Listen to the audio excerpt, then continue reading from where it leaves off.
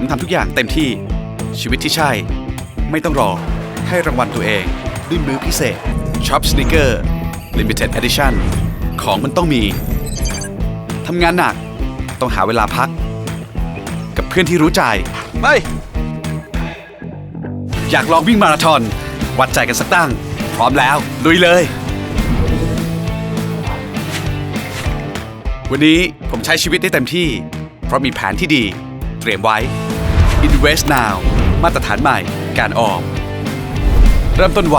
ลงทุนแบบมีวินัยก็มีโอกาสถึงเป้าหมายเงินล้านได้มีชีวิตที่ใช่